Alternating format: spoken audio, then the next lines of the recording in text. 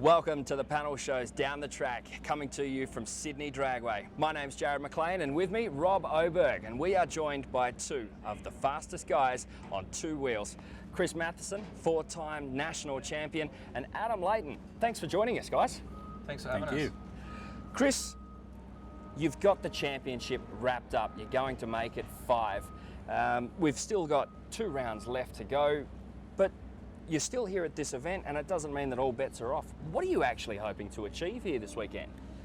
Well, we haven't quite wrapped up the championship, but all going well, we should be able to. But ideally, we're always trying to go faster and quicker.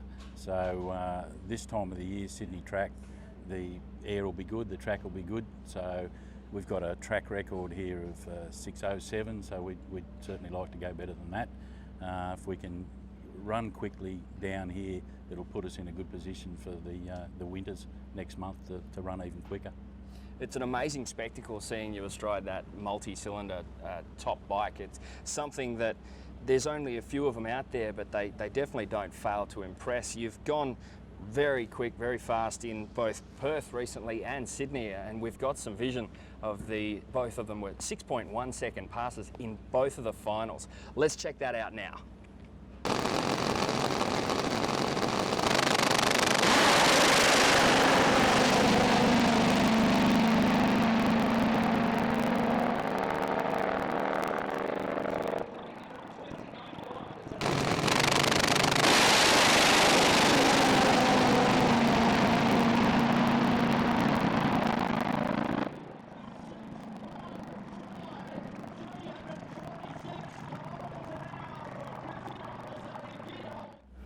Man, those bikes are always so impressive to watch. Adam, you're a reasonably newcomer to the field in top bike, but with your Harley, you're making some big inroads. New personal best last meeting. Talk us through that one. Yeah, we've had a good setup there in the tune, and I've just had to come to the bike really. The bike's way ahead. It's the newest and one of the fastest Harleys potentially in Australia. So once the rider catches up, it's going to be exciting. Well, let's have a look at that run, because the Harleys just perform so much differently to the multi-cylinder bikes. Will be a solo pass, I would suggest, for Adam Layton. Gulf Western Oils, Yuasa batteries. Let's see whether he can run another 6.4. Holding that front wheel, drifting it in the air.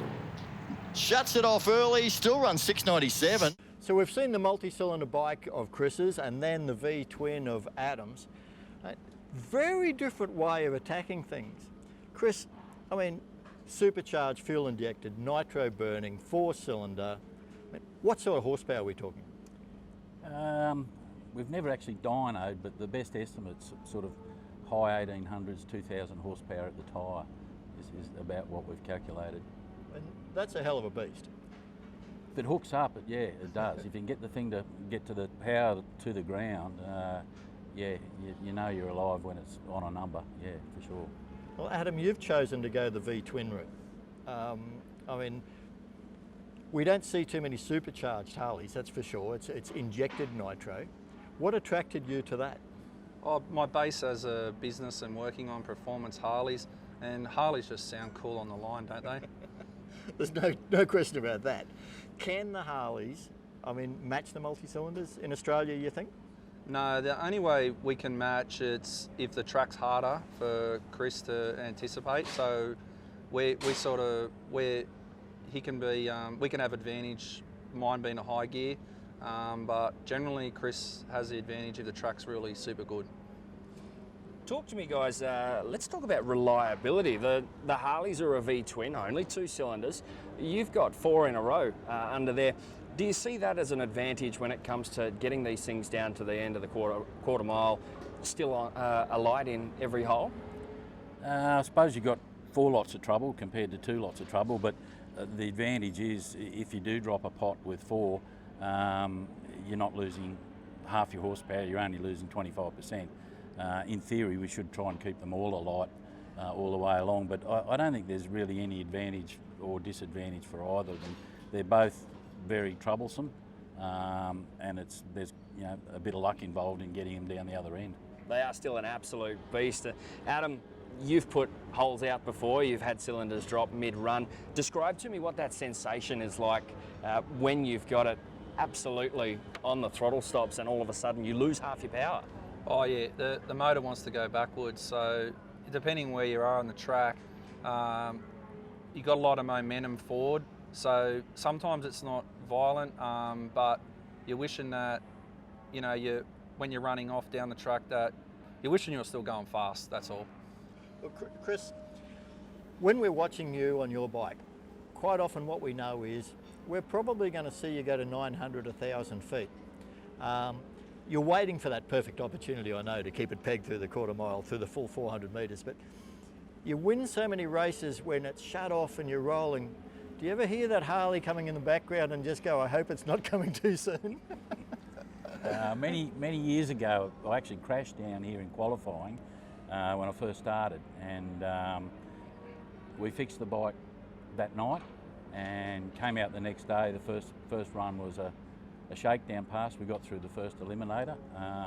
Then the second run I had Kim Stevens, who used to be one of the Harley guys, and I was a bit beat up from the accident the night before, and I was hoping to get past Kim and then get to the final. And anyway, we got out first. We got a bit past half track and I'd had enough, so I shut it off, and I was sort of hoping that I wouldn't hear a Harley come past, but sure as anything it came thundering past, and it was, I always remember the elation with Kim when we got down the other end that he beat me, so it was good. He went on to win the final to that particular event.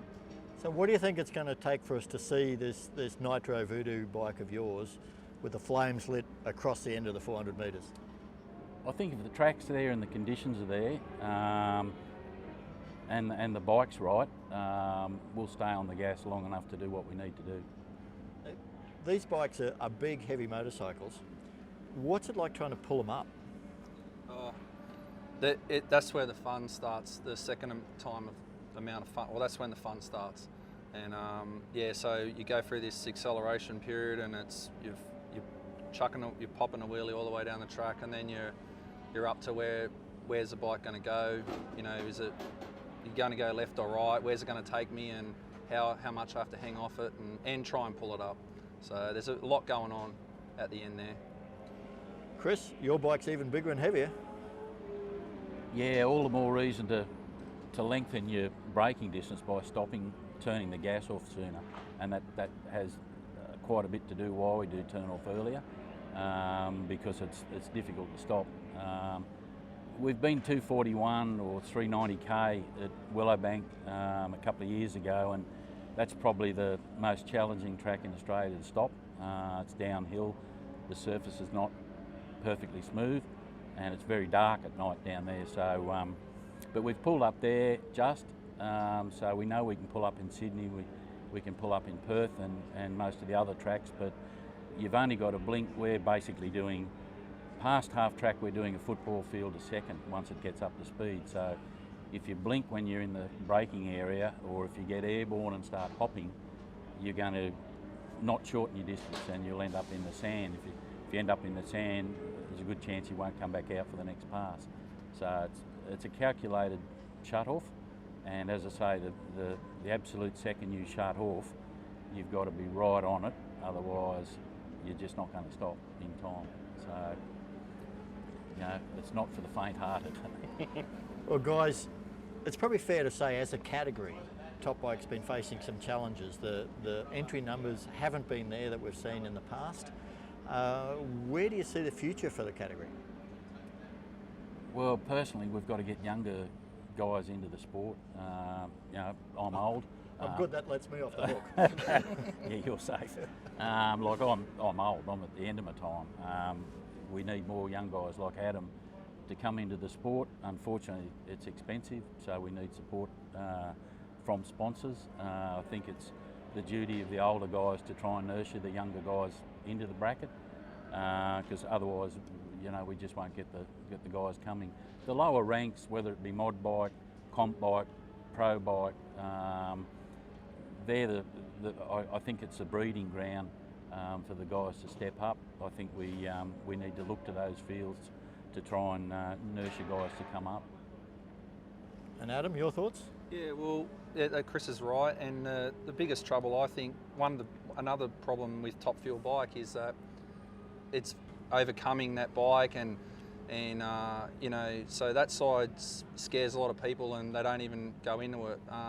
But yeah, the lower ranks, we're looking at a really strong next season for Top Fuel bike and the nitrous bikes. I'm real excited. The guys from nitrous are coming in, and then they've got their eyes and they're ready to look at Top Fuel. You know, they want to get their licenses and they've got plans to get on Top Fuel bikes. So, like Chris said, I'd like to be a part of helping that too, because the mechanical side I found easier than other people could, but you know, there's still a lot to take on with those bikes. It's interesting, Adam, that you mentioned the nitrous bikes looking to make inroads into the top bike category. Chris, how do you feel about that? Are you against it? Are you for it? Do you think it's just the natural progression of the category? Well, I think it's probably different. We look to America for a lot of guidance. America, obviously a bigger population, so there's more bikes. So they'll always, 9 times out of 10, they'll have full fields or oversubscribed fields of nitro Harley or multi-cylinder. In Australia, we don't have the numbers, population or bike guys. So I think we've got to be a bit more creative in getting the numbers, whether it be turbo, nitrous, different percentages of nitro or combinations thereof, to try and get guys into the sport. Once we get 15 nitro Harleys or nitro 4-cylinders at every event, well, maybe we then look at a nitrous or a turbo bracket or whatever it is, but we just don't have the numbers in Australia at the moment. I think looking forward to this weekend here at Sydney Dragway, what would you say is the best thing coming for this weekend? Whether it be track, whether it be the field, it's a strong field of riders here this weekend. What are you most looking forward to here?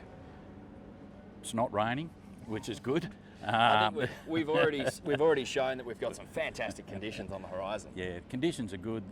This time of the year, the air, you can feel it. There's power in the air, so we'll make plenty of horsepower. The guys will prep the track well, so we'll be able to hook up. So yeah, the conditions are right for some good numbers. Adam, same question for you. What are you most looking forward to here at Sydney Dragway this weekend? I'd love to see Chris do that 5-second, no pressure, and No pressure at all. I'd like to be beside him, and I want to have a crack at the Australian record on a Harley. That's my goal. So yeah, that's what I'm looking forward to, and I just loving being at my home track and my friends and the Golf Western Oils team, and just having a good time. That's what I'm so pumped. I can't sleep. I'm ready to go. Well, that's where we're going to wrap it up here at Sydney Dragway. We've talked all things top bike with Adam Layton and Chris Matheson. Thanks for joining us, guys, and we'll see you all very soon. Thanks, sir.